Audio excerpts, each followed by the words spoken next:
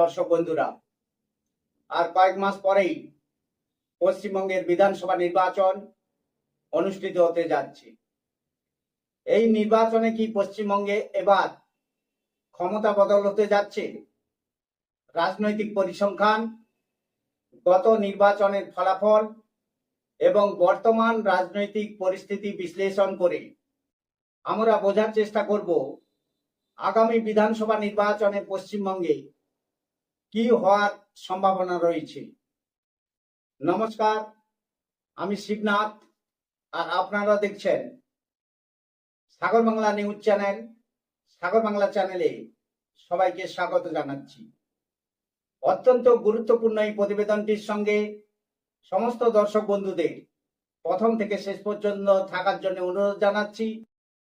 সেই সঙ্গে আপনাদের একটি ছোট্ট অনুরোধ করব, যারা এখনো সাগর বাংলা চ্যানেলটিকে সাবস্ক্রাইব করছেন না, তাদের কাছে অনুরোধ, তারা অবশ্যই সাগর বাংলা চ্যানেলটিকে সাবস্ক্রাইব করে আমাদের এই চ্যানেলের সঙ্গে থাকুন। চলুন দেখে নিই আজকের বিস্তারিত রিপোর্টটি।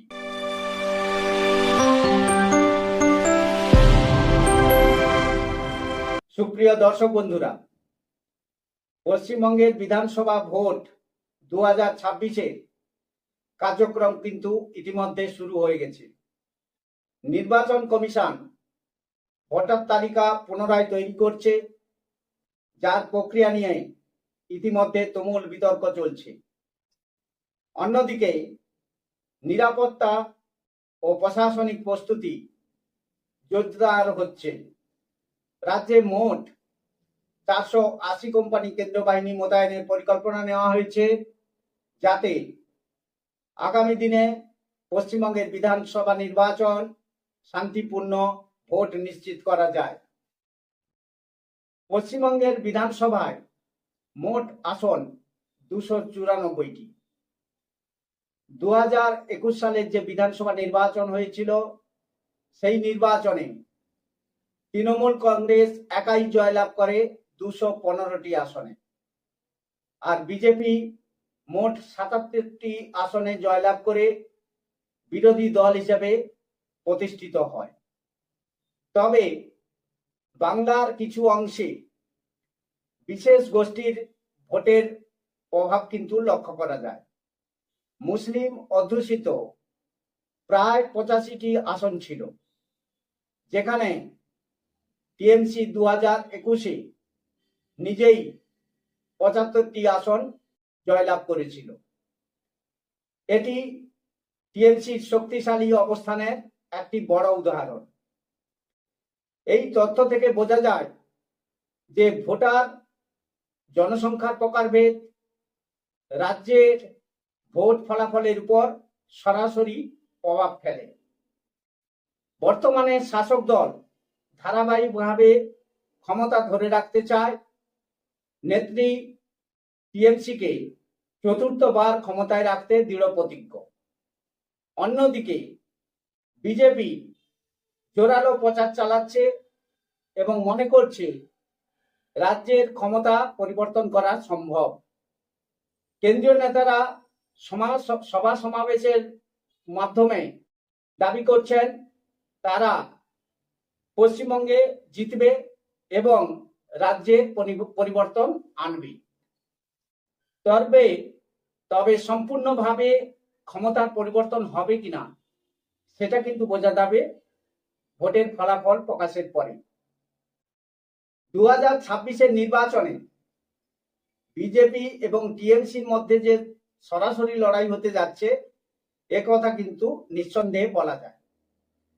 এখন আমরা 2021-এর ফলাফলের ভিত্তিতে 2026-এর বিধানসভা নির্বাচনে কি হতে যাচ্ছে কয়েকটি জেলা ধরে তার একটি আভাস বোঝার কিন্তু চেষ্টা করব। প্রথমেই আসি উত্তরবঙ্গ।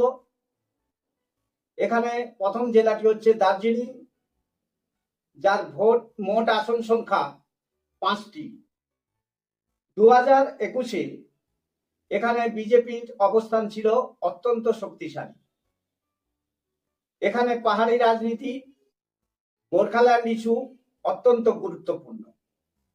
2026 সালে এখানে বিজেপি এগিয়ে থাকলেও টিএমসি কিন্তু তার সাংগঠনিকভাবে তার কাজ বাড়াচ্ছে। এরপরে আসবো জলপাইগুড়ি জেলা। মোট আসন সংখ্যা 7টি। 2021 সালে এখানে বিজেপির প্রাধান্য ছিল। এখানে প্রধান ইস্যু হলো চা শ্রমিক ভোট ফ্যাক্টর। 2024 সালে এখানে তীব্র প্রতিদ্বন্দ্বিতা হচ্ছে বলে আমরা মনে করছি। এবারে আসবো কোচবিহার। মোট আসন সংখ্যা 9টি। 2021 সালে এখানে বিজেপি এগিয়ে ছিল। সীমান্ত রাজনীতি ও রাজবংশী ভোট এখানে প্রধান ইস্যু। 2026 নির্বাচনে হাড্ডাহাড্ডি লড়াইয়ের সম্ভাবনা রয়েছে। এছাড়াও উত্তরবঙ্গে যে জেলাগুলি আছে, যেমন উত্তর দিনাজপুর, দক্ষিণ দিনাজপুর, মালদহ, এই জেলাগুলির মধ্যে উত্তর দিনাজপুর এবং দক্ষিণ দিনাজপুর টিএমসির অত্যন্ত শক্তিশালী সংগঠন রয়েছে। কেবলমাত্র মালদহতে টিএমসি কঠিন চ্যালেঞ্জের মুখোমুখি হবে বলে আমরা মনে করছি। এবারে আসবো জঙ্গলমহল, দক্ষিণবঙ্গ। প্রথমে যে জেলাটির কথা বলবো সেটি হচ্ছে পশ্চিম মেদিনীপুর। 2021 সালে এখানে এগিয়েছিল টিএমসি। এখানে আদিবাসী ভোট এখানে বড় ফ্যাক্টর। 2026 সালে উন্নয়ন বনাম কেন্দ্রীয় ইস্যুর উপর ভিত্তি করে এই জেলাতে হাড্ডাহাড্ডি লড়াই হতে যাচ্ছে বলে আমরা মনে করছি। এরপরে হচ্ছে বাঁকুড়া। 2021 সালে এখানে বিজেপি অত্যন্ত শক্তিশালী অবস্থানে রয়েছে। 2026 সালে টিএমসি এখানে সর্বশক্তি দিয়ে ঝাঁপিয়ে পুনরুদ্ধারের চেষ্টা চালাচ্ছে। তবে এই জেলাতে বিজেপি তার সাংগঠনিক জোরে তার সিট ধরে রাখতে পারবে বলে আমরা মনে করছি। এরপরে আসবো পুরুলিয়া। 2021 সালের নিরিখে বিজেপি এই জেলাতে অত্যন্ত শক্তিশালী। উন্নয়ন এখানে একটি গুরুত্বপূর্ণ ইস্যু। এই জেলাতে বিজেপি এগিয়ে আছে বলে আমরা মনে করছি। এবারে আসবো কলকাতা ও পার্শ্ববর্তী জেলা।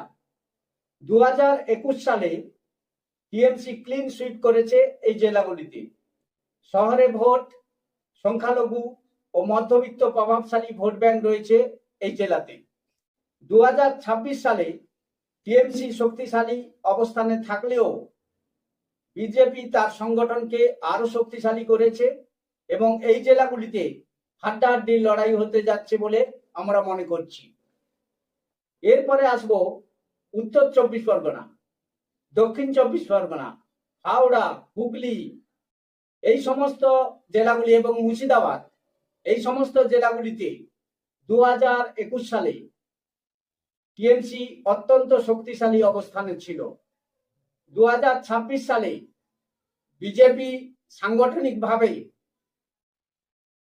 লড়াই চালাচ্ছে এবং যদি সাংগঠনিকভাবে কঠিন লড়াই দিতে পারে তাহলে পশ্চিমবঙ্গের ক্ষমতা পরিবর্তনের পটভূমি কিন্তু তৈরি হতে পারে এই জেলাগুলি থেকে।